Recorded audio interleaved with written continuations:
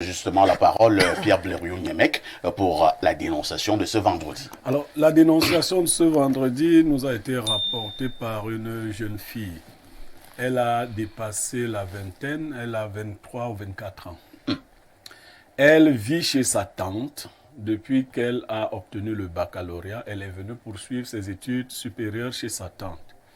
Il se trouve que le beau-fils à sa tante, c'est-à-dire le fils au mari de sa tante, parce que c'est une famille recomposée, lui a mené la vie assez dure dans cette maison, mais c'était en fait une technique de drague.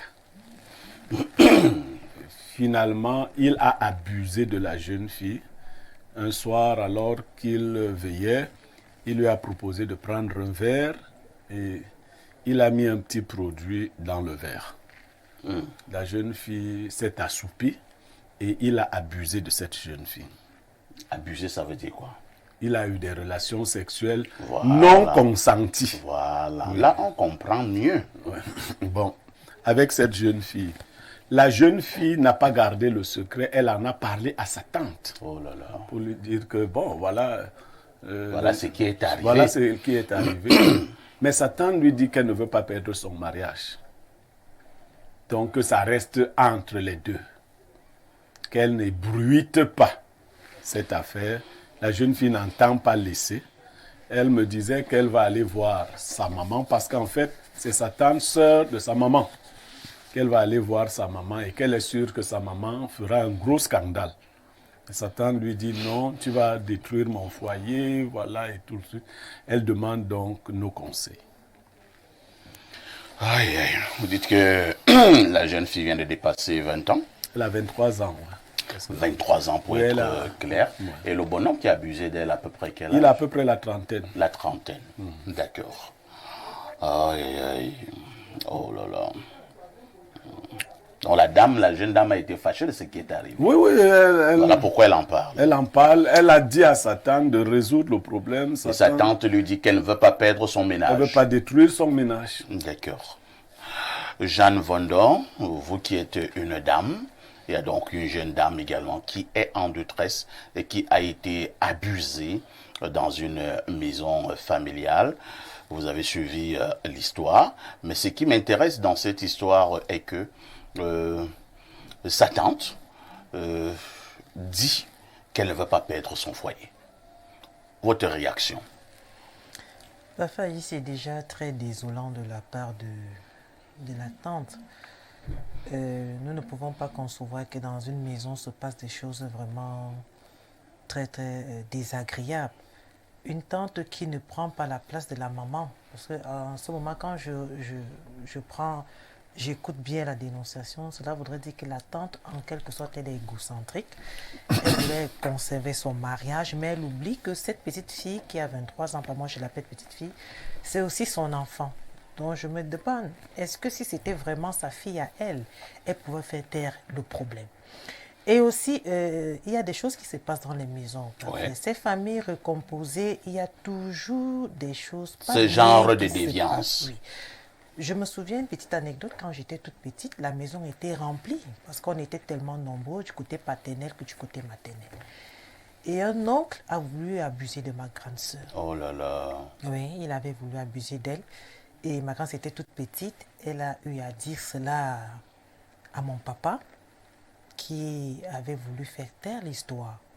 Ma maman lui a dit non, ça ne se passe pas comme ça. Et je vous assure, ça a été une guerre jusqu'au décès de ma maman. Donc, il y a des choses que quand ça se passe à la maison, il ne faut pas faire taire. Moi, je pense que cette petite fille devrait dire à sa maman. Parce que, étant dans cette maison, cela va, en fait, ça sera une continuité. Le garçon va continuer à abuser d'elle. À un moment, elle va même se retrouver enceinte. Et on va la mettre hors de la maison. On va dire non, ce n'est pas le papa. Va chercher le papa de ton enfant. Pourtant, alors qu'il est là. Il est là. Il est là. Deuxièmement, un autre cas d'espèce. Une tante qui habite chez sa maman. Une tante qui habite chez sa maman. Et le fils a sa cousine qui est plus âgée qu'elle, vit dans la même maison. Le fils abuse de la tante. Il abuse de sa tante. Incroyable. Qui n'avait que 16 ans, le garçon était dans la vingtaine. Je vous assure, c'est une famille qui m'est très proche. Je voyais toujours un bébé et je demandais toujours qui est le papa de cet enfant. On me disait non, le papa n'est pas là. Mais le jour où j'ai su qui était le papa de cet enfant, je n'ai rien compris. Et on a mis cette petite fille hors de la maison, on l'a chassée. Et quand on la chasse de la maison, on trouve qu'elle veut détruire la famille. Pourtant, cette fille, je vous assure, jusqu'à aujourd'hui, elle n'a pas tout son mental. Donc, des actes pareils sont vraiment condamnables. Cette tante-là devrait déjà payer. Et ce garçon qui est à la maison, moi, je pense qu'il faudrait juste ce que petit violeur. Moi, je pense Voilà. que c'est un violeur. Et Oui. le viol, c'est un acte qui est condamnable. Tout à fait. Donc, il faudrait que cette petite fille, si elle n'a pas le courage peut-être d'en parler, qu'elle aille même vers les autorités, elle va même à un poste de police, elle aille déposer sa plainte et le garçon sera jugé. Moi, je pense. Oh, d'accord. Lazare Zambo, il y a plusieurs paramètres dans cette dénonciation. J'ai failli dire plusieurs grilles de lecture dans cette dénonciation. Il y a le viol, il y a la trahison, il y a le fait que la maman ne veuille pas perdre son foyer. Comment on peut qualifier ça? L'égoïste. Non, mais en fait, c'est que moi, je vais dire, dans une situation comme celle-là, Oui. il faut rapidement d'abord qu'on comprenne. Il y a au moins un côté où tous les partis doivent se mettre d'accord. C'est qu'il y a un criminel. C'est qu'il y a un criminel, c'est-à-dire qu'on soit le mari de la tante, qu'on soit la tante elle-même, ou la maman de la fille victime, c'est qu'il y a un criminel. C'est celui qui, la technique d'abord, Ouais. c'est-à-dire il va utiliser un produit Pour mettre dans le endormir. verre de l'appétit. Voilà, la fille, c'est une technique purement criminelle. Et l'acte même qu'il va poser sur la fille est criminel, n'est-ce pas? Parce que il est lâche, et également à la limite. Pour quelqu'un de cet âge, il y a près de 30 ans, tu veux courtiser une fille, vous êtes dans la même maison, tu peux utiliser toutes les bonnes techniques, n'est-ce pas, pour pouvoir la séduire. Encore que Peut-être qu'elle avait déjà utilisé cette technique. Bah oui, la fille ne cédait mais pas. c'est ce que j'allais dire. Encore que maintenant, elle n'est pas obligée. Elle n'était pas obligée de céder à ses avances. Auquel cas, vous partez voir ailleurs. Il nous est arrivé à nous tous d'essuyer des échecs face à Même les présidents de la République issus des échecs auprès des femmes. n'est-ce pas? Auprès des femmes. Ça, c'est pour un homme, on doit pouvoir comprendre ça. Encore que parfois, si vous êtes dans la même maison, comme c'était le cas, ils sont dans la même famille, après on peut laisser passer un temps, on récidive, peut-être un jour, n'est-ce pas? La proie va finir par être prise dans la nasse. Bon, alors maintenant, il y a cette tante qui a peur de perdre son mari. Donc, il y a cet autre aspect, moi, que je trouve souvent gênant. Quand elle dit elle a peur de perdre son mari, c'est directement déjà pour dire que si le mari est au courant, le mari va protéger son fils. C'est clair. N'est-ce pas? Et il faut aussi qu'on arrête ça. C'est-à-dire que on a de plus en plus aujourd'hui des parents qui sont prêts à protéger les crimes de leurs enfants à tout prix. Ils refusent que leurs enfants assument leurs actes criminels. Parce qu'il faut toujours les protéger. Et moi, ça me gêne. Parce que l'attitude de la tante, de manière immédiate, c'est que je ne veux pas perdre mon foyer. C'est-à-dire pour elle, le mari est capable de se séparer d'elle, qui est sa femme, pour garder son fils.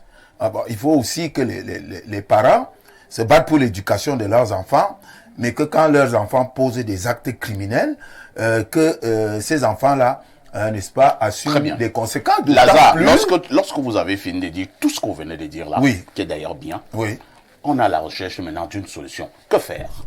En tout cas, pour moi, la solution, c'est de conduire le criminel là où il doit être, là où il doit se trouver, en pareille situation. Bon, la maman, la tante, la fille, elle a dit que cette affaire, on tourne la page. Ouais. La fille est maintenant, elle ne sait pas à quel sens se vouer. Elle veut parler à sa mère. Elle dit à sa mère, Oui. sa mère va faire un scandale. C'est la meilleure solution.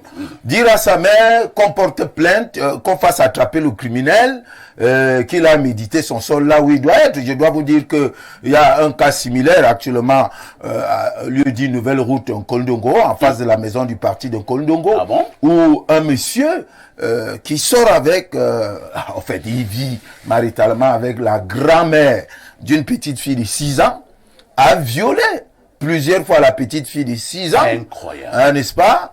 Je ne sais pas le terme utilisé par derrière et par devant. Oh là pour une là. petite fille, hein, n'est-ce pas, âgée de 6 ans. Et ce monsieur est recherché par la gendarmerie depuis 2 jours. Mais qu'est-ce qu'on fait? Oh là là. Qu'est-ce qu'on fait de monsieur comme celui-là? Est-ce que cette grand-mère doit dire « J'ai peur de perdre mon homme » Mais en même temps, la grand-mère est au courant? La grand-mère est au courant puisque la gendarmerie était au quartier hier pour prendre le criminel. Et le criminel, il est en fuite. Le criminel, il est en fuite. Alors c'est ça, moi je comprends pas. Souvent quand on est face à un criminel de ce genre, mais on dit parce que c'est la famille, alors que c'est un criminel. On connaît également un autre criminel où la maman a passé le temps à protéger son fils. Son fils a dû la tuer et dépecer et mettre dans une valise. On avait connu cette histoire. Voilà, Non? et mettre dans une valise. Non, moi je crois que vous devez vous battre pour l'éducation de vos enfants. Mais malheureusement, Très bien. Si votre enfant pose un acte criminel, il faudra bien qu'il assume les conséquences. Il faudra bien qu'il assume les conséquences. Pierre Blériot, c'est vrai que Jeanne en parlait déjà tout à l'heure lors de sa prise de parole. Dans des familles, bon, vous avez les mots sophistiqués, famille recomposée. Moi, je dis, dans les familles, tout le monde vient habiter là. Et il y a souvent ce genre de choses. C'est presque inévitable. Moi, j'ai vécu dans cet environnement, dans les familles africaines. C'est-à-dire, il y avait les gens qui viennent du côté de la maman. Oui. Il y avait les gens qui viennent du côté du papa. Le cousin de ceci, la nièce de cela, la tante de ceci. Vous êtes dans la maison près de 20. Ouais. Et à l'intérieur donc, de cette maison, effectivement, il y a des gens qui vivent dans cette maison qui n'ont aucun lien de parenté. Aucun lien.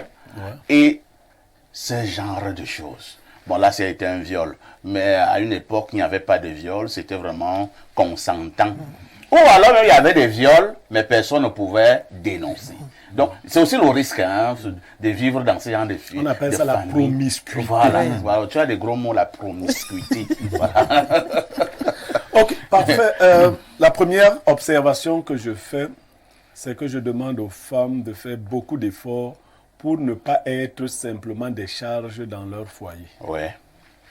Parce que quand une femme n'est qu'une charge, elle perd sa personnalité. Parce qu'on ne peut pas tuer ta nièce et toi, tu as peur de perdre un mariage. Ça veut dire que ce monsieur n'a pas de respect pour sa femme. C'est Il clair. n'a pas suffisant. C'est une charge, donc on peut la faire partir à tout moment. C'est comme un petit collier. On l'a aidée. On est un peu son... Elle a l'abri du soleil et de la pluie. Voilà, donc on lui a offert un domicile et une sécurité sociale. C'est la première erreur. La deuxième chose, c'est que quand vous épousez un homme, vous épousez une femme, vous découvrez très vite quelle est sa relation à la moralité. Parce qu'un mari qui protégerait son fils dans ces conditions-là, quelqu'un de basse moralité. Je ne veux pas toujours prendre les exemples sur moi-même, mais je crois que si mon fils viole ma nièce par alliance, ben, peut-être qu'il n'ira pas en prison si ça se gère en famille, mais il va le payer de la manière la plus rigoureuse qui soit. Parce que les défauts, les crimes que vous cachez, vous couvrez sous cette façon-là, vous nourrissez le petit serpent Ouais. qui un jour va vous mordre vous-même.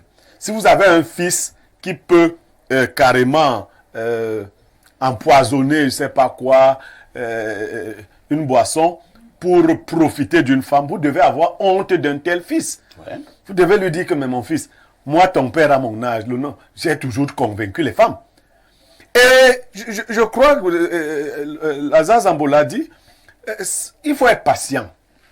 La patience a presque toujours fini par payer. Mais si ça ne paye pas, il y a autre chose que les hommes, les jeunes et les grands hommes doivent connaître. Vous l'avez dit ici, vous tous. Toutes les femmes n'accepteront pas vos avances. Ouais. Il y a des femmes qui, par principe, vont dire que Niémec, toi là, même si tu descends avec le ciel, tu viens me le remettre. Je ne donne pas. À toi, je peux même donner à tout le monde. Mais sauf à toi. À toi, je ne donne pas. Alors, un homme qui n'a pas encore intégré qu'on peut lui dire non, nous parlions en début d'émission de l'ego. Ouais. Beaucoup de grandes personnalités violent les femmes. Hein. Oui. Oui, parce que dans leur mauvaise éducation, elles n'ont pas intégré que la femme a la liberté d'accepter ou de refuser. Il n'y a pas que le viol sous cette forme-ci. Le harcèlement sexuel est une forme de viol. Lorsque quelqu'un tient la signature et vous dit que bon... Si tu ne donnes pas, je ne signe pas. Voilà, si tu ne te couches pas, je ne te donne pas. Alors, donc les femmes subissent ça. Hein? Beaucoup. Et même maintenant, même les hommes subissent déjà ça. Ah bon? Oui, oui, c'est les hommes aussi. Oui, oui. Parfait. Blériot. Si on ouvre cette nouvelle Non, je dis seulement ça en passant. Oui, Ça, c'est vrai. on fait des propositions indécentes aux hommes. C'est-à-dire que un chef d'entreprise, un patron vous dit que bon, il faut ramasser la pièce. Si tu veux maintenir ton poste, avoir une nouvelle voiture, des choses comme ça. Donc, en somme, moi je dis, préservons la chèvre et le chou. C'est déjà un mauvais mariage. Mais que la tante travaille à faire punir le fils par son propre père. Qu'elle aborde la question avec ce monsieur. Je la comprends, elle est fragile. C'est pour ça que j'ai d'abord dit ça. Elle n'a pas toutes les ressources pour parler d'égal à égal.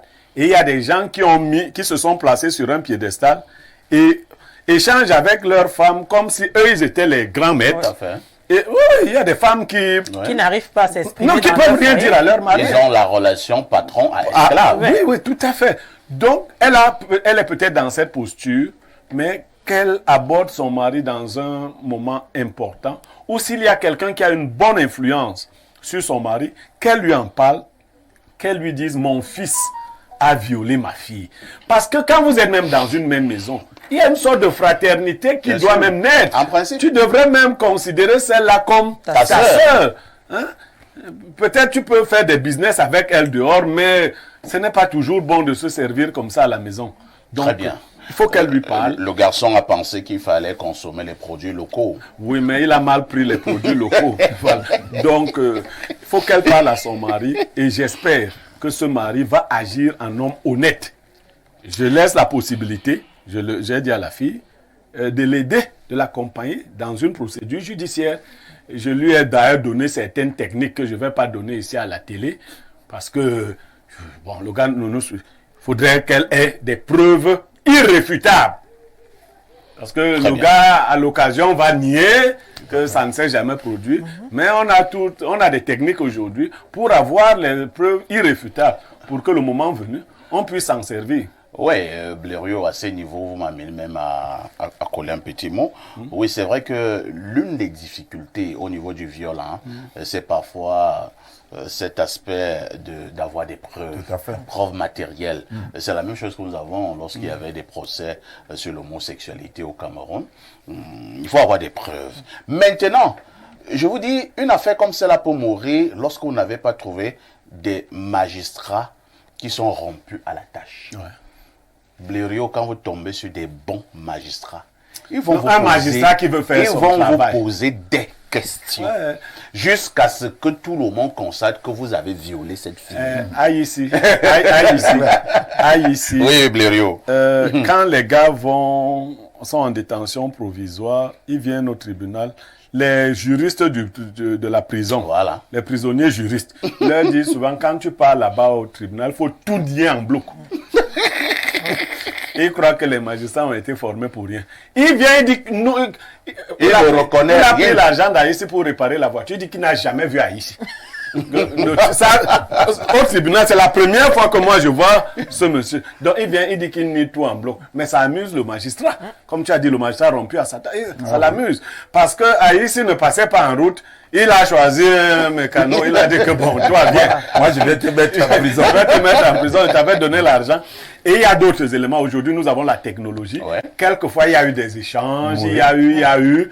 Ben attends.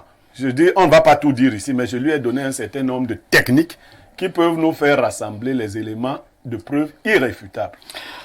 Perfecto, et il n'y a pas de débat à faire. Que cette jeune fille aille porter plainte pour viol. Si sa famille cherche à étouffer l'affaire, et qu'elle me cherche, je prendrai ce problème à bras le corps. C'est quoi cette république de bananes que nous voulons bâtir? Je le dis encore, ce petit garnement doit répondre de ses actes devant les autorités compétentes. Ma fille, si tu as des difficultés, que Perfecto te passe mon contact. C'est Gauthier depuis Obala. Voilà. Voilà que la jeune fille a déjà... Elle a déjà des soutiens. Des soutiens. Hein? Alors, allons du côté du plus 33, où nous avons également un message. Que dit le message de la France? Bonjour à vous les génies, mais parfait à ici. Ça, c'est le quotidien des familles recomposées. À l'heure où je vous écris, il y a un frère qui est en train de frapper le zagor de sa sœur, entre guillemets. Moi-même qui vous parle, en 2016, il y a une nièce de mon beau-papa, âgée de 10 ans, de plus que moi, qui m'avait amené les choses que je suis mignon, mais parfait ici. En bon boulot, je lui ai filé du bon bango. Ça veut dire quoi? Vraiment, quand vous avez déjà des enfants d'un certain âge et que vous voulez vous remettre en couple vraiment, faites-le, mais de façon séparée. Et ce n'est même pas le seul problème des familles recomposées. Il y a également beaucoup de jalousie, de la haine, des frustrations, des comparaisons. Vraiment, vivre dans cette promiscuité, là, n'est pas vraiment souhaitable. Hein. D'accord. Autre message ce jour. Allons du côté de Douala, où un téléspectateur a envoyé un message. Qu'est-ce qu'il dit? Masoma Nabiyor Bona Tete Perfectona Blériot et Dibabouam. Masoma Nabignon Bona Tete Perfectona Blériot et Dibabouam. Ça veut dire quoi? Je vous salue, mes frères Blériot et Parfait. Bonne journée.